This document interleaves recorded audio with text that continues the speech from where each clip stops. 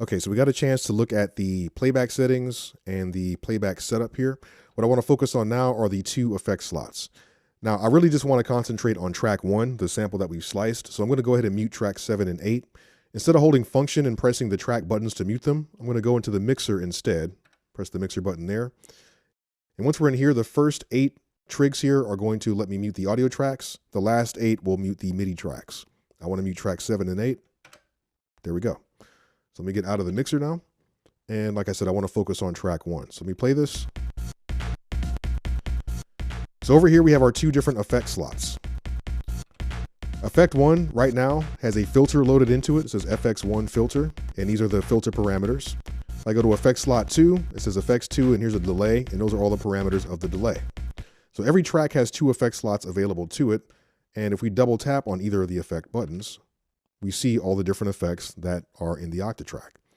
So we have a filter, 2 different types of equalizers, phaser, flanger, chorus, spatializer, a comb filter, a compressor, and this lo-fi option, but we don't see the delay on the first effect slot. If I go to effect 2, I see below lo-fi, there's delay, and then there's plate reverb, spring reverb, and dark reverb. So delay and reverb are only available on the second effect slot on all the different tracks. Keep that in mind. Now I'm going to go back to effect 1, and I have a filter here, and I'm cool with that. I want to use a filter, and I think it might be interesting to parameter lock some different filter settings to some of the different steps. Now before we leave this is the area where we can change certain aspects of the effect that we're going to use. So for instance, the filter, if I want a steeper slope for the high pass or low pass, I can simply change that from a 12 decibel slope to a 24 decibel per octave slope. We have distortion that we can enable here as well. Now I'm going to leave all that alone for now. I'm just pointing that out. I'm going to go into the effect 1 page. So here's my filter, and I see bass, width, and Q. So these are the 3 things that are going to allow me to control the filter cutoff and the width of the frequency band that's being affected. So let me play this again. So as I reduce the width, this is narrowing the frequency band. The bass right now is set to the lowest possible value, so we're focusing on the lower frequencies. As I increase the bass, that frequency band that we made more narrow with the width parameter is starting to move up. So now we're hearing more mid-range frequencies. Now we're hearing higher frequencies. If I make the width very narrow, we're going to hear a very narrow frequency band. If I increase the Q, that's going to increase our resonance.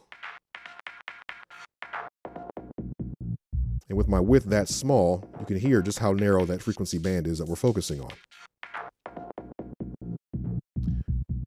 Now, one thing I think could be interesting would be parameter locking certain aspects of the filter to different steps in our sequence. So let me turn on my grid recording mode. And if I want to parameter lock anything, all I have to do is just hold down a step and adjust the parameter that I want to lock to that particular step. So maybe the bass here. And let's see. Kind of randomize this a bit.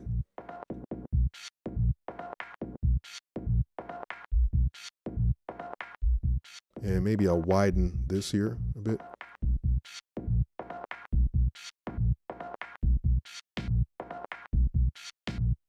All right, so now we got some interesting variation happening with this.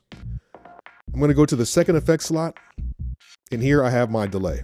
Now, if I double tap, I'm looking at the effects 2 setup, so I can see certain aspects of the delay that I can affect.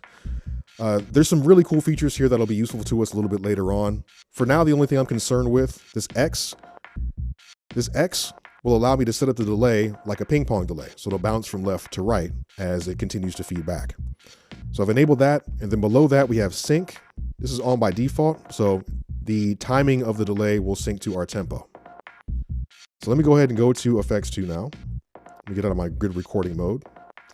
So if I want to hear the delay, I have to turn up the send amount, which is here. So now we can hear some delay.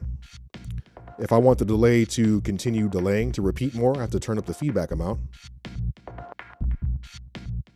And the bass and width parameter here work the same as they do for the filter.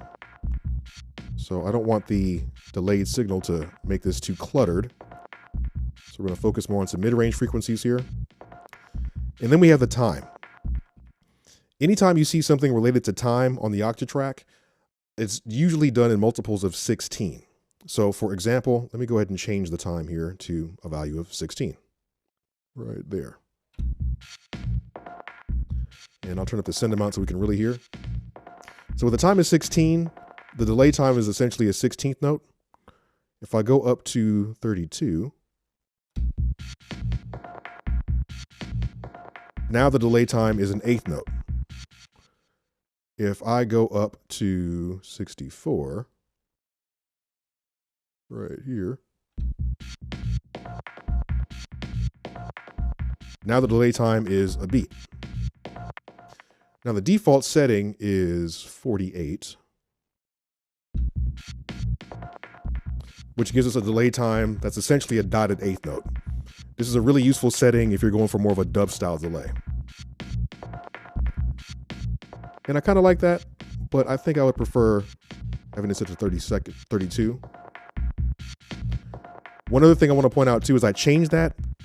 When you change the time setting for the delay, it reacts like a tape delay. And if your feedback is long enough, although be careful, but you can get some very interesting results.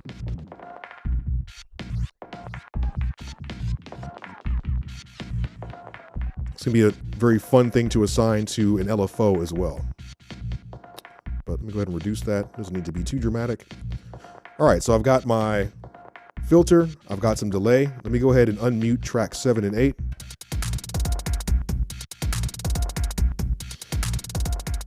Now on track 8, I have my kick and my snare. If I go to effect slot 1 and double tap here, I can bring in my compressor.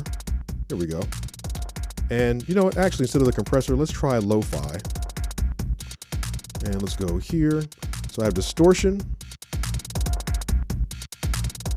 sample rate reduction, bit rate reduction. Just add a little bit of fuzz to it. Nice. And now I'm going to go to effect slot 2. And instead of using a delay, here I'll use a compressor. All right, so we have the attack and the release. I want this to react pretty quickly. I'm going to reduce the attack here. The threshold can be a little bit lower. And then we have the ratio and then the makeup gain.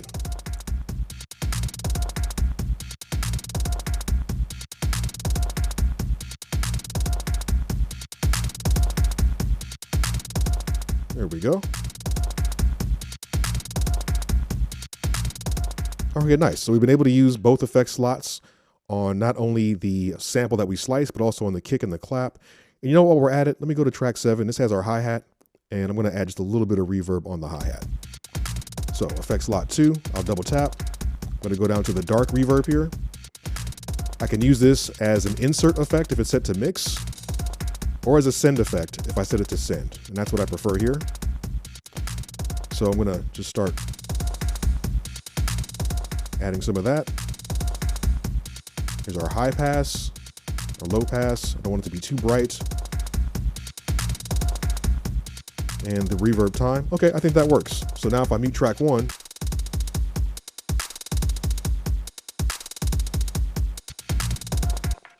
all right, so we're starting to breathe some life into these different samples.